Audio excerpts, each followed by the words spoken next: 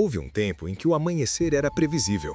As ruas ganhavam vida, as casas despertavam e o mundo seguia adiante como sempre fez. Mas isso terminou silenciosamente, no dia em que as pessoas simplesmente pararam de acordar. Foi um começo quase sutil demais. Um homem que não despertou para o trabalho, uma criança que não abriu os olhos pela manhã, um casal encontrado adormecido, cada um ainda com a mão entrelaçada na outra. Pareciam apenas descansando. Mas o descanso se estendeu para além de horas, depois além de dias e, eventualmente, além da compreensão humana. As máquinas continuaram funcionando, os relógios seguiram marcando o tempo. O mundo, por alguns instantes, ainda tentou se comportar como antes, mas as pessoas permaneceram imóveis, adormecidas em um silêncio tão profundo que nenhum sussurro, nenhum grito, nenhum desespero parecia alcançá-las. Foi nesse período de confusão que ele surgiu. Primeiro, era apenas um brilho. Uma luz azul suave emanando de pequenos pontos na Terra. Alguém registrou um vídeo mostrando esferas luminescentes brotando entre as folhas secas e publicou na internet. Por um breve momento, aquilo se tornou curiosidade, até meme. Os vagalumes do fim do mundo, chamavam. Mas não eram insetos, e não estavam ali para ornamentar a escuridão. Os cientistas classificaram como um tipo totalmente novo de fungo bioluminescente.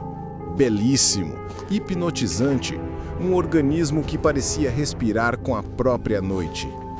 As primeiras colônias foram encontradas perto de áreas onde muitas pessoas tinham parado de acordar. Então, nos arredores das cidades. Depois, nas cidades. E, finalmente, em todo lugar. Ainda assim, ninguém suspeitou. Era bonito demais para alarmar. Tão suave, tão vivo, tão encantador. Mas a beleza, como sempre, era apenas a superfície. Sem aviso, o fungo começou a crescer mais rápido.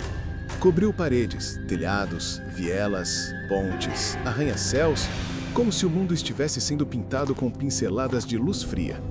À noite, tudo pulsava, como o batimento cardíaco de um organismo gigantesco. A bioluminescência não era constante. Às vezes brilhava lentamente, às vezes acelerava, como se estivesse reagindo ou observando. Foi quando alguns decidiram se aproximar demais. Pesquisadores, curiosos, pessoas que só queriam registrar a beleza. Eles foram os primeiros a mudar. As mudanças não eram imediatas. Começavam com pequenas falhas de memória, um nome esquecido, um endereço confundido, uma sensação inexplicável de tranquilidade, como se houvesse um som inaudível acalmando cada pensamento. Depois vinham as pausas, longas pausas, momentos em que a pessoa simplesmente parava, olhando para nada, respirando devagar, como se estivesse escutando algo. Eles diziam sentir uma presença, uma voz sem som, um canto que não vinha de fora, mas de dentro. Foi assim que se percebeu. O fungo não estava apenas crescendo, ele estava comunicando. E então, inevitavelmente, substituindo. Os afetados ainda caminhavam, ainda sorriam, ainda possuíam gestos humanos. Mas seus olhos não se alinhavam com os eventos ao redor, não reagiam ao caos, não demonstravam medo, não expressavam vontade. Todos repetiam pequenos padrões, mesmas palavras, mesmas frases, mesmos movimentos. E todos, sem exceção, seguiam a mesma direção. As áreas onde o fungo brilhava mais forte. Chamavam-se agora de vasos. Era assim que se referiam a si mesmos quando falavam, como recipientes pertencentes a algo maior. Restaram então os resistentes, aqueles que, por motivos desconhecidos, não eram atraídos pela luz brilhante. Talvez um defeito genético, talvez uma barreira mental, talvez apenas sorte. Eles não dormiam profundamente. Acordavam no meio de sonhos confusos, cheios de ecos, cheios de símbolos. Sonhos de raízes se contorcendo, de olhos que brilhavam no subterrâneo, de uma consciência vastíssima, antiga, fragmentada, tentando lembrar o próprio nome. Foi entre esses sonhos que os resistentes fizeram a primeira conexão. O fungo não estava crescendo apenas para se espalhar, estava crescendo para recordar. Investigações improvisadas levaram os resistentes a lugares onde o fungo parecia mais antigo. Cavernas subterrâneas, fendas profundas, áreas onde a rocha mostrava padrões geométricos, como se tivesse sido moldada milhares de anos antes da existência da humanidade. Lá, encontraram sinais que ninguém soube interpretar. Marcas repetidas, formas espirais, ciclos incompletos, estruturas semelhantes a nervos fossilizados. O fungo estava tentando reconstruir algo, ou reconectar-se a algo. As teorias se multiplicaram. Alguns acreditavam que o fungo era um sobrevivente primordial, uma consciência planetária adormecida desde tempos pré-históricos, esperando que a Terra esfriasse, esperando que o mundo ficasse silencioso o suficiente para emergir. Outros acreditavam que ele era um invasor interestelar, uma espécie de mente viva sem corpo, viajando entre planetas, assimilando suas formas de vida e adicionando-as a uma memória universal.